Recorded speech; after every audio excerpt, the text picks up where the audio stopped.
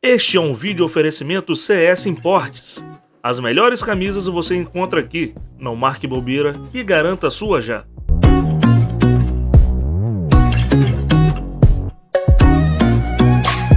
E aí, time, começando mais um vídeo do podcast Cruz Maltino. Quem tá falando aqui é Digão. Forte abraço pra vocês aí. Bom, vamos falar do jogo de ontem, a minha análise total deste jogo. Confira o vídeo até o final, já deixa o seu like, compartilhe o link pros seus grupos de WhatsApp. E claro, se não é inscrito, dá aquela moral pra gente aí, se inscreva no canal. Rapaziada, vamos falar do jogo de ontem aí. Lembrando, finalzinho do vídeo, não perco aí os melhores momentos da entrevista coletiva do Maurício Barbieri, que são pontos que vale a reflexão, tá? Vale a reflexão para ver o caminho do Vasco, como que tá andando a situação do Vasco, tudo isso daí. Beleza? Mas vamos lá, vamos falar aí da partida. Bom, durante a semana, durante os dias aí, houve um aumento da rivalidade Vasco e Fluminense, Fluminense e Vasco. Muito dessa rivalidade aí se dá o extracampo, né? A gente pode se dizer isso daí, Maracanã especificamente, porque o Vasco tem planos, sim, né, reais, de poder estar tomando conta do Maracanã, podendo administrar e passando para todos os clubes grandes do Rio e até mesmo nos pequenos, caso queiram jogar lá. E o Fluminense, juntamente com o Flamengo, né, todo mundo já sabe a história, mas principalmente o Flamengo e o Fluminense ali só segurando a bagagem do Flamengo. E com isso daí gerou essa polêmica maior. A torcida do Fluminense em si, vendo a situação que o Vasco se encontrava, né, esses 2 últimos anos, a gente viu muitos vídeos aí de influenciadores, principalmente de Fluminense, querendo rebaixar a qualidade do Vasco. E não foi isso durante a partida, né? Não foi isso durante a partida. O Vasco mostrou uma certa qualidade. Na verdade, o primeiro tempo foi o time que dominou as ações dentro de campo. A gente teve um time do Vasco muito imponente. Me lembrou, né, um pouco o primeiro jogo do Vasco no ano, lá nos Estados Unidos, contra o River Plate, né? O Vasco, naquele início, lá, os 20 minutos que a gente tanto comentou, que o Vasco estava se impondo, logo no primeiro jogo. E o primeiro grande teste do Vasco aqui no Brasil, a gente viu isso daí durante um tempo. O Vasco dominou realmente as ações. Tanto que o Vasco tem a numeração, os dados do Vasco no primeiro tempo é superior ao do Fluminense. No primeiro tempo, por exemplo, a gente teve 10 finalizações, enquanto o Fluminense teve uma. Finalizações ao gol, a gente teve 3 oportunidades e o Fluminense não teve nenhuma. No primeiro tempo, o Fluminense teve mais posse de bola, mas é característica do Diniz. E o Vasco teve 40% de posse de bola, com efetivamente o time indo ao ataque, procurando e buscando o gol. A gente teve aí também 2 cartões pra gente, 3 para eles. Escanteio a gente foi superior também, tivemos 5. Aí já no segundo tempo, a gente pôde ver o seguinte: o Vasco, no total, né, no total da partida, não no segundo tempo, aí no total, o número finais, a gente teve 44% de bola, ou seja, a gente conseguiu ainda aumentar a posse de bola. E o Fluminense, 56%, a gente teve finalizações, a gente teve 19%, o Fluminense teve mais oportunidade finalizando, mas não ao gol.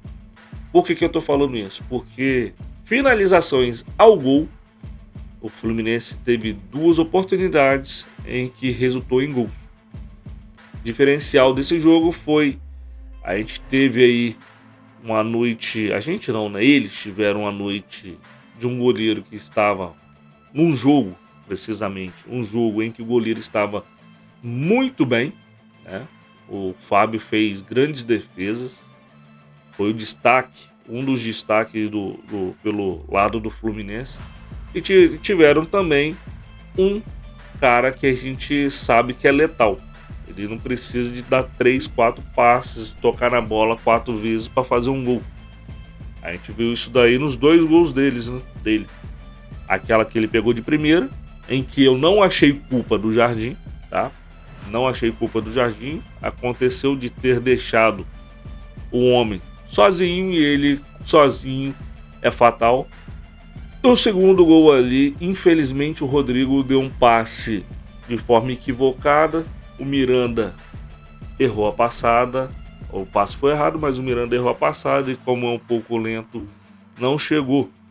Jogar fora do gol é normal, principalmente a ação que estava tendo ali naquele momento. O Vasco estava com a posse de bola total e foi um erro que resultou em gol. Bom, meu modo de ver isso daí, gente, eu vejo que o Vasco está em constante evolução, tá? Vejo que o Vasco está em uma evolução legal para o processo todo. O Vasco vai pegar o estadual. Não estou menosprezando neste caso o estadual, tá? Mas o Vasco está pegando o estadual para fazer uma evolução tática e técnica. E isso a gente tem visto. A gente viu um Alex Teixeira muito ativo no primeiro tempo e parte do segundo. A gente viu também os nossos laterais muito constantes. A gente teve uma baixa grande no jogo de ontem, que era o Jair. E pudemos ver e entender o Deluca, né?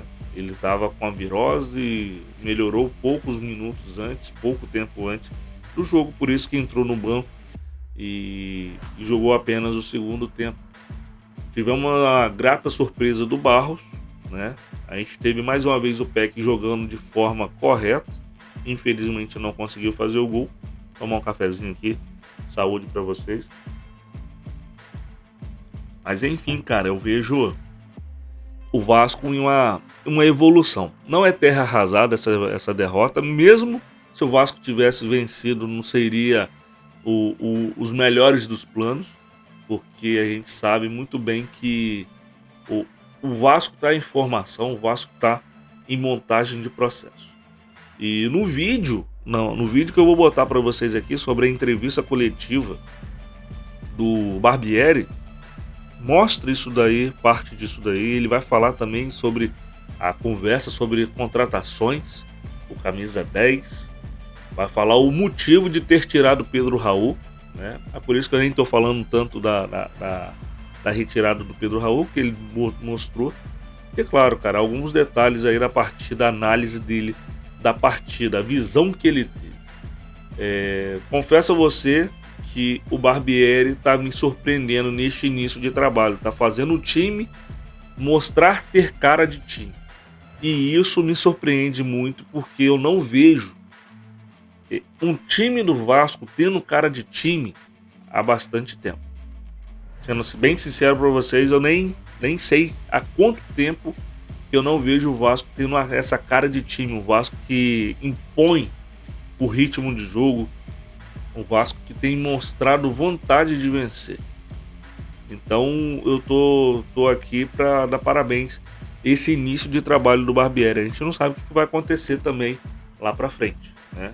Mas hoje, até neste momento, tem que se dar do parabéns sim ao Barbieri e fazendo com que o time assimilasse as ideias dele de jogo ali neste início. Bom, vou fazer um convite para vocês aqui, Almoça Vasco às 12 horas. A gente vai continuar esse papo sobre o jogo de ontem. Vamos ter lá a bancada para a gente poder debater sobre o jogo especificamente do Vascão. Como prometido aí, fica aí com os trechos da entrevista coletiva, os trechos mais importantes aí que eu achei. Beleza? Tamo junto aí, forte abraço para vocês.